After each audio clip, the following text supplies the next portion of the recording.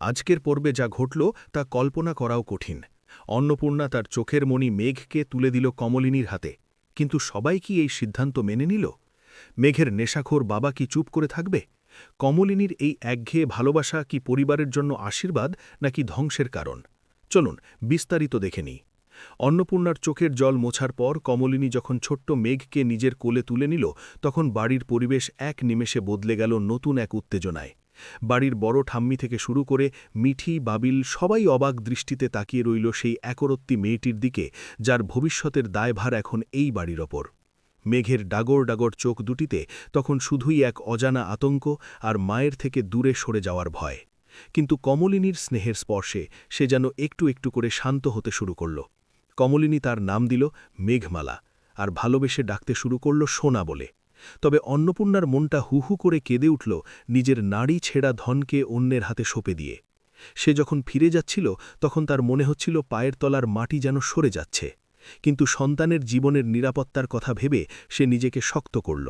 এদিকে বাড়ির অন্দরমহলে শুরু হল এক নতুন দ্বন্দ্ব। বর্ষা আর রৌদ্র কিছুতেই এই আপদকে মেনে নিতে পারছিল না। বর্ষা স্পষ্ট জানিয়ে দিল যে এই বাচ্চার কান্নাকাটি বা দেখভালের কোনো দায়িত্ব সে নেবে না। রৌদ্র তাকে সমর্থন করে বলল, বাড়ির শান্ত পরিবেশটা নষ্ট করার কোনো মানে হয় না। কমলিনী তখন তার দৃঢ় কণ্ঠে জানিয়ে দিল যে কারোর সাহায্য ছাড়াই সে এই শিশুটিকে মানুষ করবে, কারণ সে জানে মাতৃত্বের কোনো ব্যাকরণ হয় না। নতুন আর ভোরের মধ্যেও এই বাচ্চাকে কেন্দ্র করে একটা মানসিক দূরত্ব তৈরি হল। ভোর যখন মেঘকে দত্তক নেওয়ার কথা ভাবছিল, তখন নতুন তাকে বারবার থামিয়ে দিচ্ছিল। আসলে নতুন ভয় পাচ্ছিল আইনি জটিলতা আর সামাজিক দায়বদ্ধতাকে। তবে কমলিনীর সাহসিকতা তাকেও ভেতরে ভেতরে অনুপ্রাণিত করছিল। মেঘমালা যখন প্রথম রাতে তার মায়ের জন্য কান্নাকাটি শুরু করল, তখন বাড়ির সবাই বিরক্ত হয়ে উঠল। কিন্তু কমলিনী তাকে বুকে জড়িয়ে ধরে সারা রাত জেগে গল্প শুনিয়ে শান্ত করল।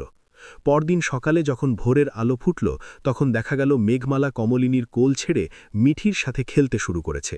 ছোট্ট এই শিশুটি তার হাসি মাখা মুখ দিয়ে বাড়ির অনেক সদস্যের মন জয় করতে শুরু করলেও বর্ষা কিন্তু ষড়যন্ত্র করতে ছাড়ল না। সে মনে মনে ভাবল কিভাবে এই বাচ্চাকে বাড়ি থেকে বিদায় করা যায়। অন্যদিকে মেঘমালার বাবা যখন জানতে পারল যে তার মেয়েকে অন্য কোথাও রাখা হয়েছে, সে উন্মত্তের মতো কমলিনীদের বাড়ির সামনে এসে তাণ্ডব শুরু করল। সে চিৎকার করে বলতে লাগল তার মেয়েকে তার কাছে ফিরিয়ে দিতে হবে, না হলে সে পুলিশে খবর দেবে। অন্নপূর্ণা তখন ভয়ে কুঁকড়ে গেল। কিন্তু কমলিনী ভয় পাওয়ার পাত্রী নয়। সে রুখে দাঁড়িয়ে বলল যে একজন নেশাগ্রস্ত বাবার হাতে কোনোভাবেই একটা শিশুর জীবন নষ্ট হতে দেওয়া যাবে না। পরিস্থিতি যখন চরমে উঠল, তখন নতুন আর স্বতন্ত্র এসে সেই লোকটিকে সামাল দেওয়ার চেষ্টা করল। কিন্তু মেঘমালার বাবা নাছোড়বন্দা। সে তখন পাড়ার লোকেদের জড়ো করে বলতে শুরু করল যে বড়লোকেরা তার মেয়েকে চুরি করে আটকে রেখেছে। এই অভিযোগ শুনে বাড়ির মান সম্মান নিয়ে প্রশ্ন উঠল, এবং রৌদ্র রেগে গিয়ে কমলিনীকে বলল যে এখনই এই ঝামেলা বিদায় করতে। বড় ঠাম্মিও তখন কিছুটা দোটানায় পড়ে গেলেন। তিনি ভাবলেন সত্যিই কি এই বিশাল দায়িত্ব সামলানো সম্ভব হবে, নাকি এতে হিতে বিপরীত হবে। কমলিনী তখন মেঘমালাকে আগলে ধরে বলল যে জীবন দিতে হলেও সে এই বাচ্চার অধিকার রক্ষা করবে। অন্নপূর্ণা দূর থেকে সব দেখছিল এবং তার বুক ফেটে যাচ্ছিল। সে বুঝতে পারছিল তার মেয়েকে নিয়ে এক বিশাল ঝড় শুরু হয়েছে। কমলিনী তখন অন্নপূর্ণাকে চুপি চুপি ডেকে বলল যে কয়েকটা দিন মেঘমালাকে একটু আড়ালে রাখতে হবে, যাতে তার বাবা তার নাগাল না পায়। এদিকে ভোর নিজের ভুল বুঝতে পেরে কমলিনীর পাশে এসে দাঁড়াল। সে বলল যে একা নয়, আমরা সবাই মিলে মেঘমালাকে রক্ষা করব।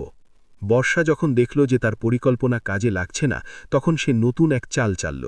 সে বাড়ির কাজের লোকের মাধ্যমে মেঘমালার বাবার কাছে খবর পাঠাল যে কখন বাড়ি ফাঁকা থাকে এবং কখন সে এসে মেয়েকে নিয়ে যেতে পারবে। একদিন বিকেলে যখন বাড়িতে কেউ ছিল না, তখন মেঘমালার বাবা পাঁচিল টপকে ভেতরে ঢুকে পড়ল এবং মেঘমালাকে জোর করে তুলে নিয়ে যাওয়ার চেষ্টা করল। মেঘমালার চিৎকারে কমলিনী ছুটে এলো এবং প্রাণের ঝুঁকি নিয়ে লোকটির হাত থেকে শিশুটিকে ছিনিয়ে নিল। সেই ধস্তাধস্তিতে কমলিনী সামান্য চোট পেল, কিন্তু সে মেঘমালাকে ছাড়ল না। ঠিক সেই মুহূর্তে নতুন আর পুলিশ বাড়িতে হাজির হল। আসলে নতুন আগে থেকেই পুলিশের সাহায্য চেয়ে রেখেছিল। লোকটিকে পুলিশ গ্রেপ্তার করে নিয়ে গেল এবং মেঘমালার নিরাপত্তা নিশ্চিত হল। এই ঘটনার পর বাড়ির সবার ভুল ভাঙল। তারা বুঝতে পারল যে কমলিনী কত বড় একটা কাজ করেছে। মিঠি আর বাবিল তখন নিজের থেকে মেঘমালার পড়াশোনার দায়িত্ব নিল। মেঘমালা ধীরে ধীরে এই বাড়ির একজন হয়ে উঠল এবং তার উপস্থিতিতে বাড়ির পরিবেশ খুশিতে ভরে উঠল।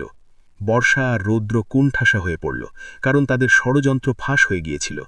মেঘমালা বড় হয়ে উঠতে লাগল এক রাজকন্যার মতো, যার দুপাশে দুইজন মা, একজন জন্মদাত্রী অন্নপূর্ণা আর অন্যজন জীবনদাত্রী কমলিনী। অন্নপূর্ণা প্রতিদিন কাজের ফাঁকে এসে দেখে যেত তার মেয়ে কত সুখে আছে। সে কৃতজ্ঞতায় বারবার কমলিনীর পা ছুঁয়ে প্রণাম করত।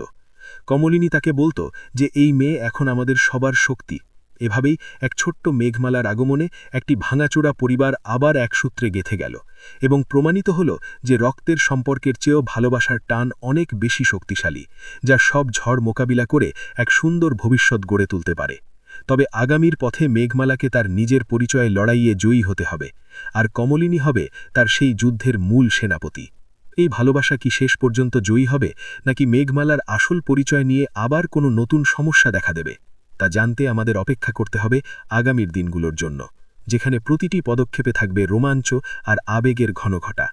আপনারা কি মনে করেন, কমলিনীর এই সিদ্ধান্ত সঠিক ছিল, নাকি মেঘের দায়িত্ব অন্নপূর্ণারই নেওয়া উচিত ছিল? কমেন্ট বক্সে অবশ্যই জানান। পরবর্তী পর্বের আপডেট পেতে চ্যানেলটি সাবস্ক্রাইব করে রাখুন, কারণ এই গল্পের মোড় নেওয়াটা সত্যি অভাবনীয়।